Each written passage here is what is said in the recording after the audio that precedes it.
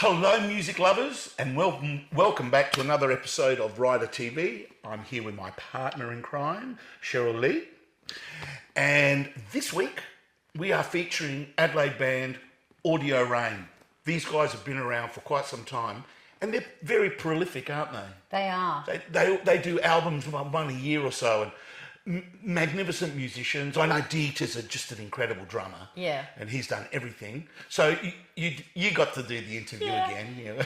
Yeah, I caught up. She gets all the goods. I caught up with Jake and the boys. We caught up in the Gov actually, and had a lovely chat, mainly about their new album, The Perfect Sea. Okay. Well, I'm really looking forward to this one. And there's also a single which might surprise you all. Ooh. Let's have a look. Welcome to Rider TV. You're with Cheryl Lee, that radio chick, and I'm really pleased to finally get these guys into the interview room. In fact, we're at the hallowed halls of the Gov at the moment, and I'd like to introduce you to 3/4 of AudioReign. Thank you for coming in, gentlemen. Nice to see Lovely you. to meet you. You too. I think the first time we spoke about this was when I saw you performing at the Gov. No, at the Bridgeway. I don't know how many years ago, and I gave you my card. Wow. It won't happen overnight, but it will happen, and here we are. Yeah, I remember that. That was several days ago. Yeah, that's right. It does ring a bell. So you guys formed in 2011, so like that's 13 years ago. That's more than a lot of marriages, so congratulations for that for You starters. bicker like an old married couple. Yeah, like most bands, I reckon. Yeah. So perhaps you could introduce yourself and let us know your instrument of choice. My name's Jake. I'm lead vocals and rhythm guitarist. I'm Alec, lead guitar and a bit of kazoo. I'm Dieter, I play drums and sing a lot. And then we've got Ashley Lovett, who is on bass, who's not here today. That's right, yeah, he got caught up at work. Yep. In a way, it's on form. 3 out of 4 ain't bad. Yeah, I'm that's right. still happy. So we've got some lovely news to talk about, but I'd like to just go back perhaps a little bit before we go forward. So back in 2011, how did you likely lads all find each other and create this amazing band called AudioReign? Well, I suppose 2011, back when it started, these guys actually weren't in it. It was just AudioReign had begun with 3 other guys. And actually my cousin was the original drummer. And he was with us for a little while. Then Dieter came in really early after that, which was what we heard about Dieter. I've asked him around the traps for, where's a good drummer, and he came with a great set of pipes on him too. So it was a no-brainer, and so Dieter joined the band. We put out our first EP in about 2015, was it, Alec? I don't know, I wasn't there for the first EP. No, I'll pass that though. But in 2014, 2015, we had a lineup change just to make the band it needs to be, and that's when Alec came in and Ash. We just advertised and for some auditions, and these guys, Alec and Ash, came through, and they fit the bill, and the chops, rest so is history. off we go. Oh, well done. So, as you said, 2014, debut EP, Find Your Way, and that coincided with your first festival debut at the Big Day Out. Relatively short space of time, really, from 2011 to 2014, playing Big Day Out with Pearl Jam. That's right. Yes. No. It's pretty awesome. What a day. Wow. And I remember that day because it was like about 40 degrees, I reckon, and so hot, wasn't it? But it doesn't matter. Any amount of heat wasn't going to dampen, our spirits on playing the Big Day Out, and especially with Pearl Jam headlining. Wow. And the Deltones were there, and Ghost, and I think you played in front I of... think it was the Deltones. Deltones? The Deltones? Damn. So I think they've been dead for quite some time. Cut!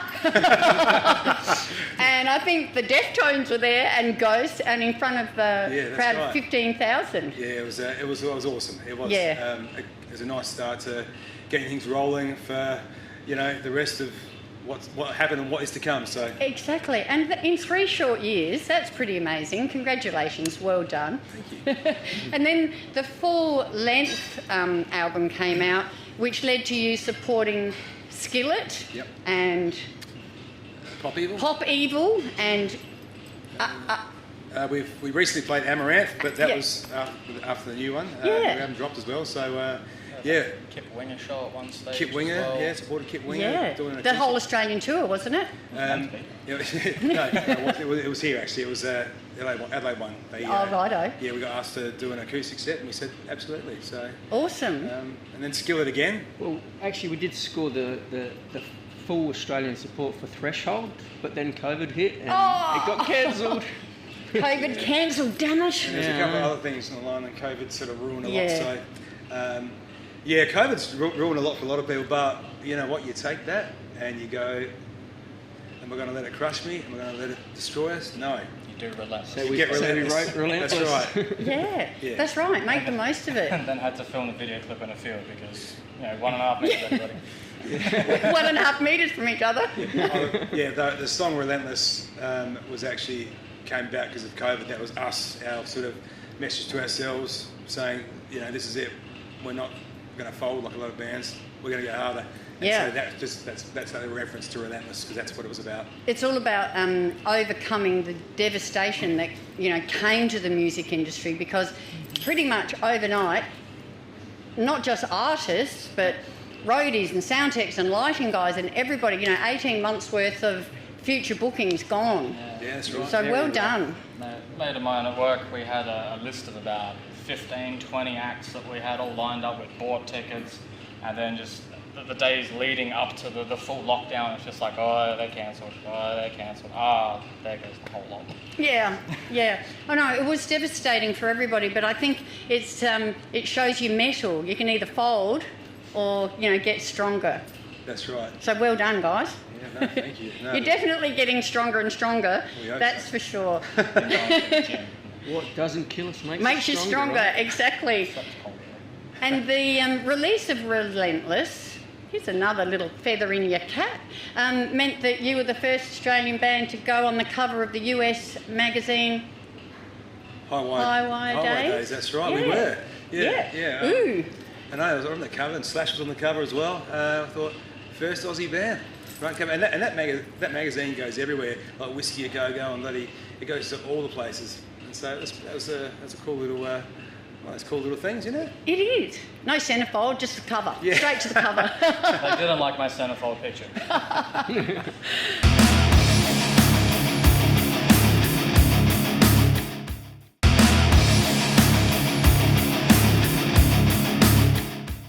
And then getting closer to now, because I think you're on a bit of a trajectory. Would you agree?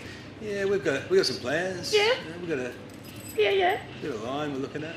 So last year you signed with X Music Yes. and released a great album, The Perfect Sea. Tell us all about the making of The Perfect Sea, and that also led to another cover, didn't it? It did. It did, yes. Heavy Mag of... Oh, yeah, we had it, right. yeah. Oh, look, another cover. Oh, yeah, then.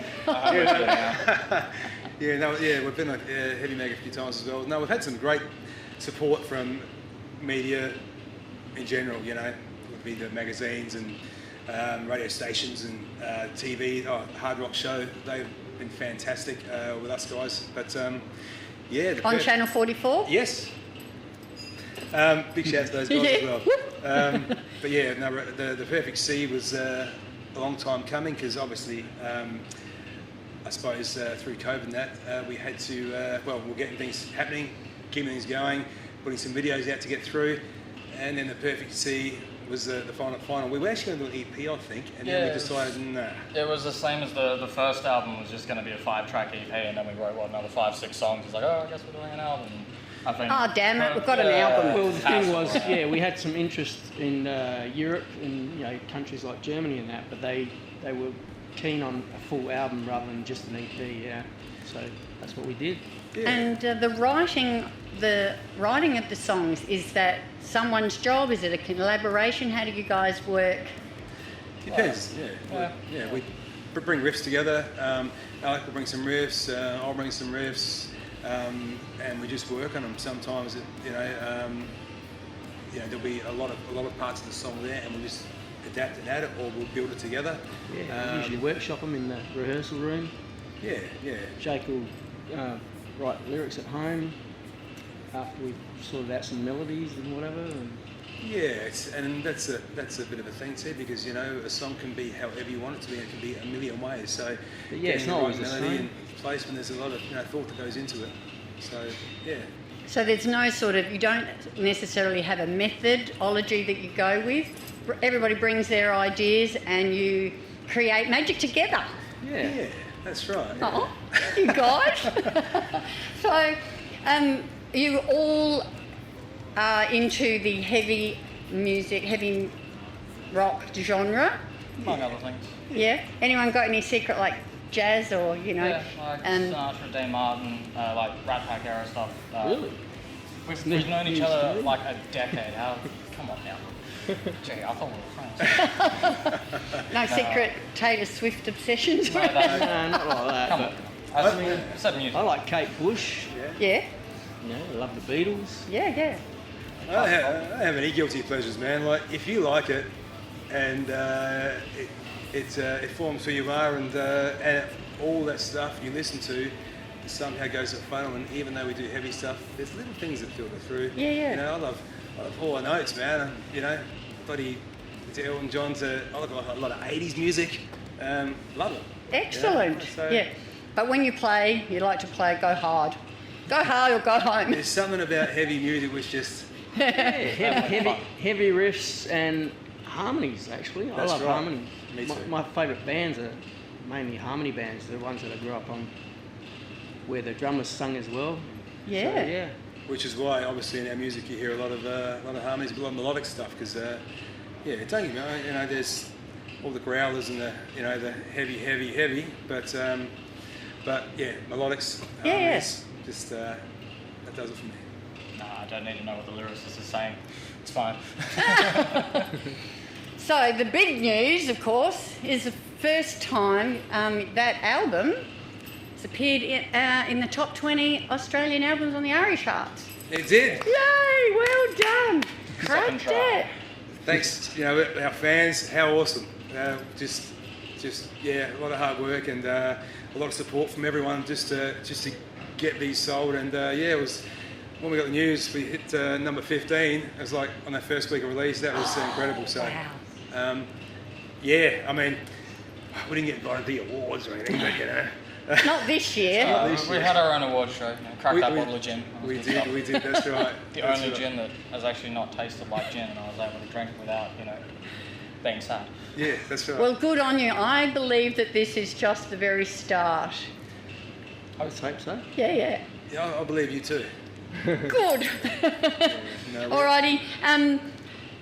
I'm going to ask you, and touched on it a little bit about like your favourite artists and what have you, and inspirations. But I'm going to ask you, what's on your playlist at the moment? When you're in the car or whatever, and you can listen to whatever you want.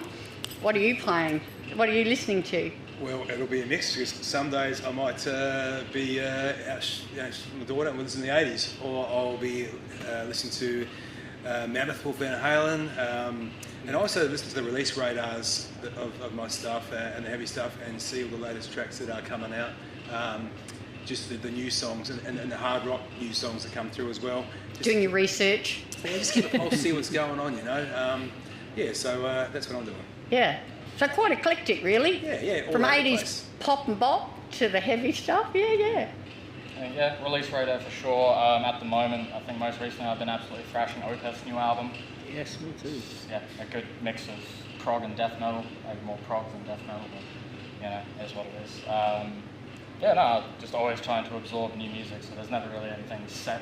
I've got a few playlists that are several hundred hours worth of music that you just hit shuffle on and, see what happens. So Yeah. And some jazz? Yes, actually. Soundtrack to Whiplash. Probably the main jazz album. Righto. That's pretty cool. How about you? Well, could be anything from Dream Theater to Transatlantic to Nightwish to Amaranth. or some old style stuff like the Sweet, Queen, yeah, all sorts. Yeah, nice. Also on Rider TV, we also like to ask you a really important question. What is the non-negotiable on your rider? What do you just have to have in the green room before the gig? I don't think we've ever been given that option before. No. Oh, you're on the ARIA charts now. You've got to, insist on a rider. We have to put that on the thing now. Yeah, now you've said that, you're going to come up with this list of... Yeah, just random stuff. But there's got to be beer, doesn't it? Like, Yeah, beer. If nothing else, like that's bottom line. Yeah. Yeah. Band That's stuff. standard. 1,000 brown M&Ms to fill up. Yeah. glass. No, not blue ones? No. No, brown? Nah, brown ones is fine. I'm not overly picky on the colours. We're not divas. Well, I do look forward to the day when I can, get some real beer, some German or Belgian beer, I think you need to put your order Fuzzy with in. his beers. Yeah. That sounds like shots fired. Because Top it's, trash bag. ARIA award, ARIA. Yep. Yeah. Yeah, that's Yep. right. Yeah. You can up the ante now. All right. True. So you haven't got any fancy cheeses and So neat. bottles of fancy red wine. You're pretty I'm easygoing. pretty sure a lot of the times when we get to the green room, it's just the stuff is already there, and I'm good with that. So. Yeah. Although we did have, was it Streaky Sounds, and they. Oh, we were did loaded. the- Yeah, we did ask for one, and we got it. Yeah, they came out. Oh, They got like yeah. a little pad, and they're like, all right, so just put your names and what drinks you want on here, and when you get back from the gig, it'll be in your room. And yeah, I had a There was bottle of Jägermeister. Four fridges Nice. stocked. I was about as rock and roll as it got at the time. But Yeah. I think I'll be asking for a bottle of sheepdog. It's a little elixir I like. So, Yeah, I reckon. You can up the ante now. Okay. what's the really expensive shower? I need 1 bottle of Cristal and a glass made of ice. And a straw. A skull glass. Yeah, and then I won't even drink it. But Alright. it's just because they did it. That's the main.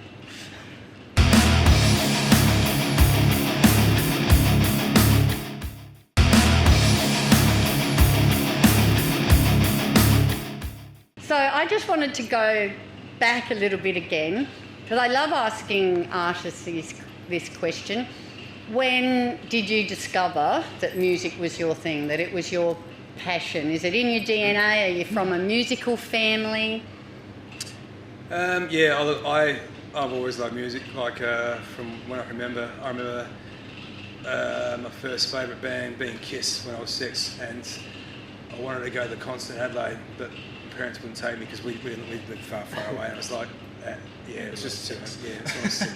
That's right, and yeah, we can't tell you, but yeah, all the way through, always just been into music. And I was, at school, I should be listening. I was drawing Eddie from Iron Maiden, and pictures in my class. So I got my dad used to be on an album club, vinyls, and they'd bring five vinyls would come in, and he'd keep it on the send back. So we're always playing records. First band at 14. As soon as I could get into a band, sing, play the drums, school musicals and stuff. So it was always going to be that way. And when did you find out the guitar was your thing? Well, I suppose it's just something you do when you like music. You just sort of always pick up an acoustic guitar and play here and there. Don't get me wrong, I'm still no bloody wild guitarist, but I do what I need to do, and it's it's fun. Everyone wants to, everyone feels around guitar. So, Yeah. But yeah, singing was the main thing. So I suppose once you got a dream, if you're really passionate about it, you're always gonna you're not gonna give it up, are you? So. Was there ever a plan B, or once you picked up that guitar and that mic, that was it? Oh, you had to have real jobs, And there's only a handful of millionaires that get to become super rock stars that can, even some of the big bands these days are, they're out and you know their names, but they're making just the same as a wage, same as anyone else in a normal job. So it's hard work being in a band. You don't do it for the money, you do it for the love. That's right, you're passionate. Yeah, and if you just happen to be that lucky one that gets a good break and starts to get a bit in, that's super cool. You listening, gods?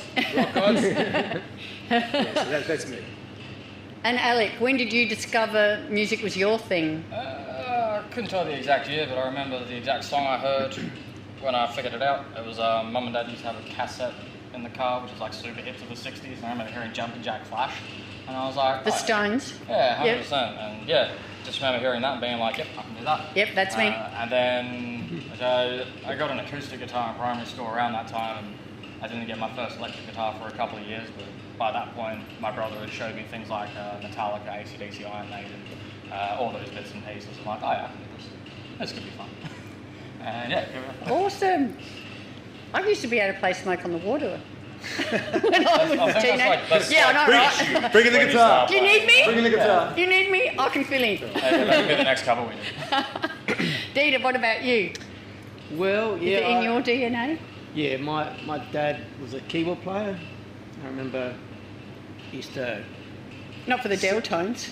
No, actually, but he had a Hammond organ and a Leslie box, and when Cliff Richard and Olivia Newton-John were touring together, and they came to play at the Westlands in Whyalla, they actually hired his keyboard and Leslie box, his Hammond organ and Leslie box, and so my parents got free tickets.